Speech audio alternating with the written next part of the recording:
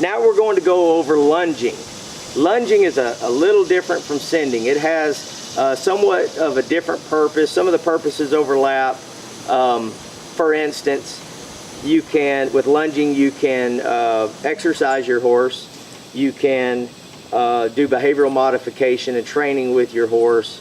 You can also, which is a little different, you can do ground driving with your horse, which means that you're actually steering the horse from the ground with two driving reins connected to a bit or a bridle. Okay, so it has some similarities, some differences in sending. In the concept of how it works, it's different that you actually continue to walk with the horse and drive the horse. So here's what it looks like.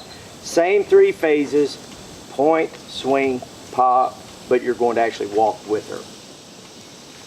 Okay, so we start out in the middle of our circle. First position, take the slack out of my rope. I'm going to point. Bring my stick out to the right.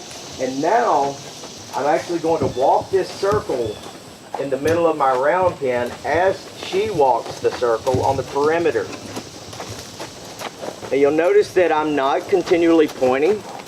I've already pointed, she complied, and now I relax down with a relaxed neutral stick and a relaxed rope. As long as she does her job, I'm okay with her. I want you to pay close attention to my body in relation to her body.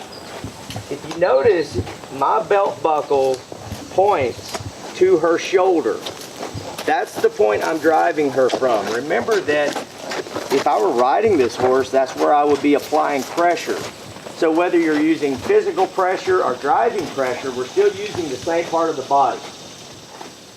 So if I were to just take this stick and point it right out of my belly button, it would be pointing towards her shoulder.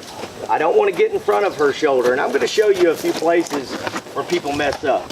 So if I were to come over here in front of the shoulder, it stops my horse. She gets confused because I just blocked her path over here. So if you ever get this thing where you're lunging your horse and they continually want to stop or change directions, it's probably because you're leading them too much. You need to stay behind that shoulder. All right, I'm going to go ahead and send her out again onto a lunge.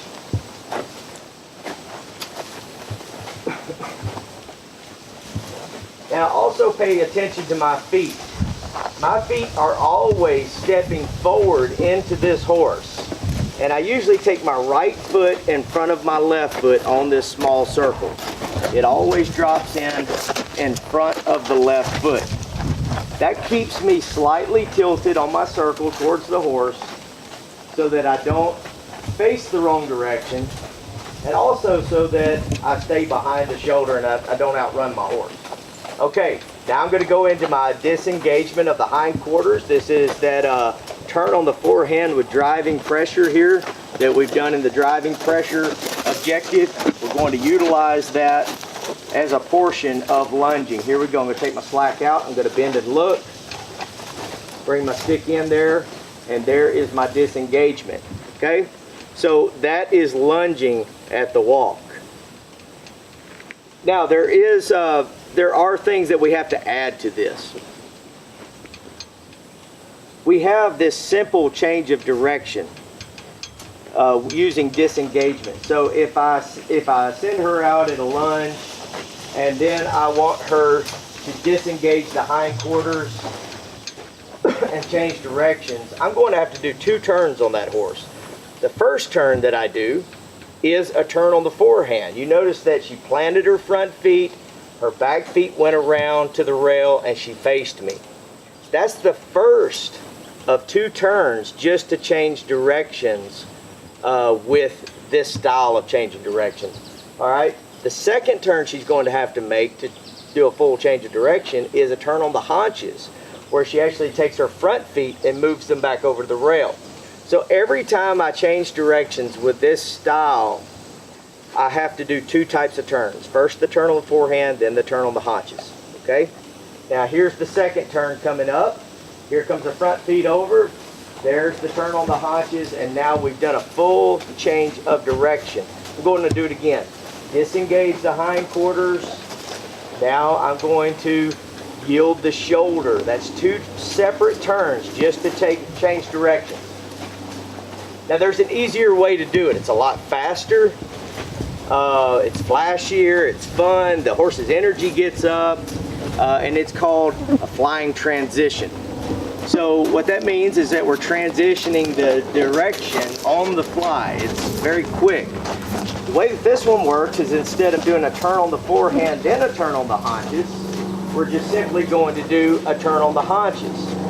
This one gets a little tricky on how you do it, and it's a little tougher. So here's what we're going to do. Instead of bending and looking at her hip, I'm instead going to change my tools in my hands. I'm going to step back and over and watch her front end come over. It's just a turn on the haunches only, okay?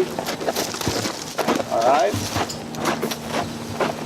So we're going to lunge at the trot now, just so you can see the energy. Change my tools, step back and over, and away we go, okay? So we're going to do it again here. We're going to bring that over, step over, and there we go. Okay, so it's a really quick change up as opposed to doing this and then this, okay?